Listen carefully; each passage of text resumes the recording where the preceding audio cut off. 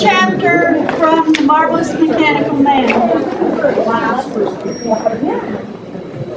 Kate Winslow pulled her hat brim down low to shade her eyes. It was always difficult making a shot into the sun, but this time she had no choice. The varmint who was trying to take her ranch was holed up on the other side of the ridge, and she had one chance to rescue Pa and save their ranch land. If she could shoot a hole in the water tank rising above the stock pen, perhaps she could start a stampede and draw the varmints away from the house long enough to get inside and free Pa. She had never expected to find herself in this position as a child. Ma and Pa had made sure she learned to read and write and cipher. Ma wanted her to be a schoolmarm when she was old enough, and until she was 12, she'd expected that was how it would be. That year, Ma caught scarlet fever, and Kate and Pa were left alone to run the homestead. Instead of planning lessons, she learned to shoot and ride like a Comanche and swear like a Wrangler. Smart as a whip and strong as a horse, Kate earned a reputation for hard living and equally hard-loving. She wore men's trousers and had been known to tip a few in the local saloon. But what she really longed for was a man who could stand at her side, run the ranch, and make her feel like a woman. Garrett Goldthwait, Calico Cake in the River of Gold. I did not lie to you, sir. I am Joe Mann. I am here. I heard my voice creeping up toward a shout and forced myself to take a deep breath. What would the heroine of one of Garrett Goldthwait's dime novels do in a case like this? I had found that question served me well in similar cases where I was at a loss for what to do. It didn't take but a moment to decide. She would stand her ground. Of that I had no doubt. Straightening my back, I looked down my nose at the odious little toad in the wrinkled shirt who was staring back at me with bulbous eyes. I am here to apply for the copy reader position that was advertised in last evening's paper. The toad blinked myopically. But you aren't qualified. The advertisement said the only qualification is the ability to read and write. I assure you, sir, I am most qualified in that area. I have been doing both since I was 5. But you are a girl. That has nothing to do with... I was beginning to screech again. Deep breaths, deep breaths. I tried once more. I am fully aware of my sex, Mr. Greenstreet. However, it has no bearing on whether or not I am able to read and write. Since these are the only listed qualifications for the position. But you are a girl, and a little slip of a thing at that. A newspaper is no place for a lady. I realized he was trying to be kind as he tapped together my papers and handed them back to me, but it did nothing except irritate me further. I knew what he saw when he looked at me, a short female with too many unruly curls and too few pounds on her slight frame, and not much chance to get any fatter if I didn't find a job soon. The 5 $1 bills tucked into my sole of my boot were all I had left in the world, and 2 of those were due to the landlady on Monday. I swallowed my pride and tried a final time. Mr. Greenstreet, sir, I realize I would be an unconventional choice for the position. Whatever kindness the gentleman had felt was rapidly deteriorating. I could see it in his eyes. I've always been good at reading people. Look, miss, I wish you the best of luck, but there is no work for you here. Why don't you see if Father Murphy over to the church across the street can suggest something? Maybe one of his parishioners is looking for a governess or some such. Good day. He handed me back my forged letters of recommendation. A girl has got to eat, with an air of great finality. Stifling a sigh I feared would lead to tears, I stuffed the carefully prepared papers into my reticule with no further concern for their well-being. Fat lot of good they'd done. I spun on my heel, nose in air, and swept out of the room. Unfortunately, on the way out the door, I slammed into a hard surface and bounced backward. It was sheer luck that I did not fall flat on an unmentionable body part. I opened my mouth to protest and for once found myself at a total loss for words. The surface in question turned out to be a young gentleman dressed in most peculiar clothing.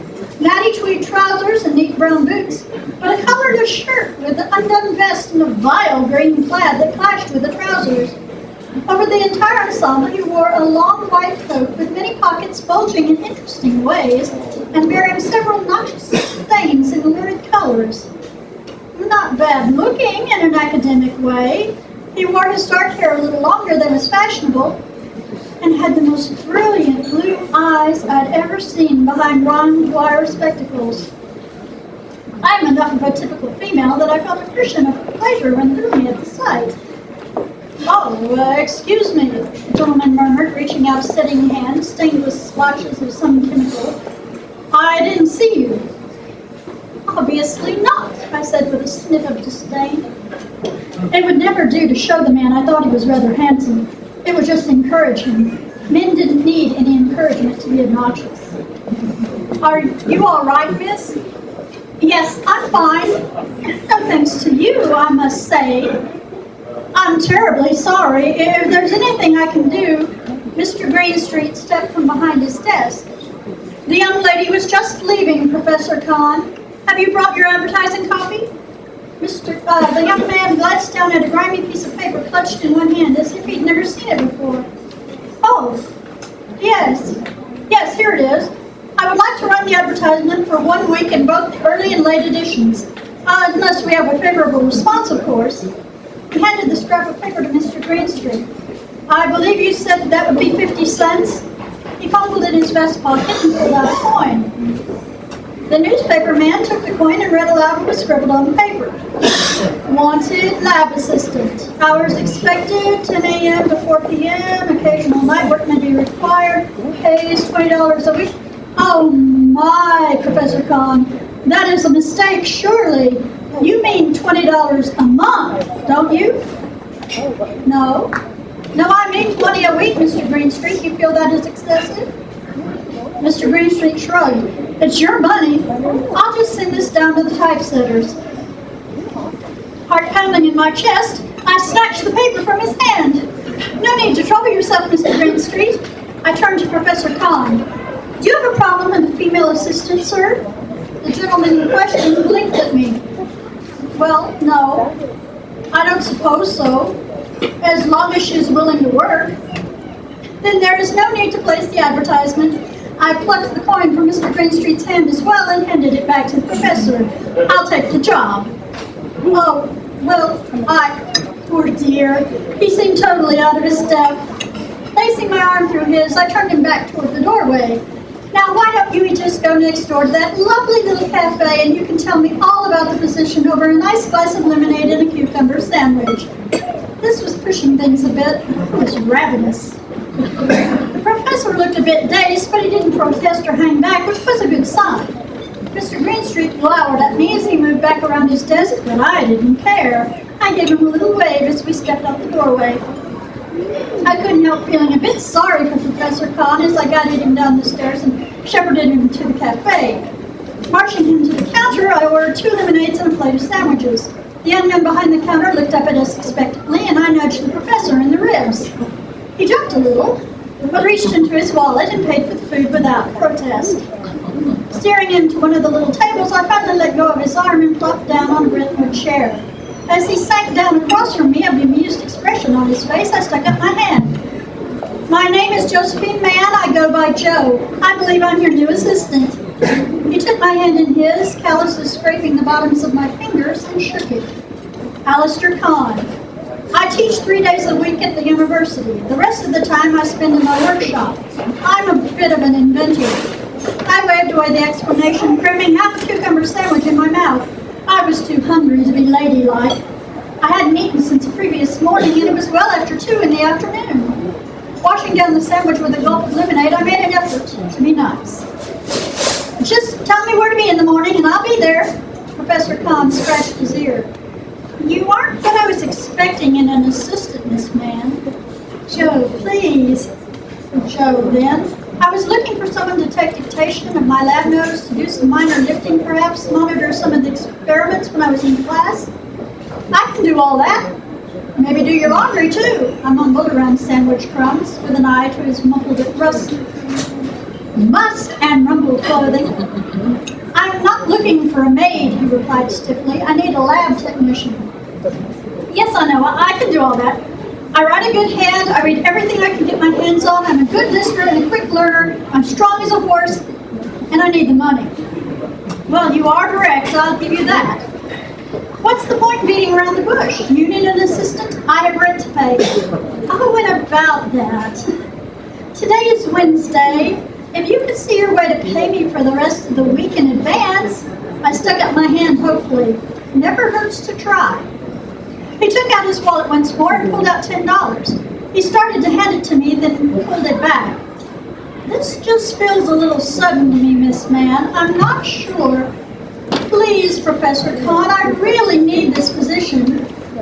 I'm not very good at feminine wiles, but I batted my lashes anyway, hoping he wasn't used to being on the receiving end of them and wouldn't notice my lack of finesse. I'm down to my last dollar. There aren't many openings for women in these enlightened times of 1874. England may be ruled by a queen, but here in good old New York City, it's a man's world. Unless I want to be a governess or a housemaid, all that's left for me is settling down as some man's wife. And I assure you, that is not for me. I see, Kahn said, looking a bit taken aback. Well, you do raise some very valid considerations. I know something about societal expectations myself. We will give it a week's trial, or shall we say half a week? If we are both satisfied with the arrangement by Friday evening, we will consider a more permanent arrangement. He handed me the $10. $10 for 2 days. I could live with that. And Miss Milligan would be happy to have the rent on time for a change. I stuck out my hand. You've got yourself an assistant, Professor.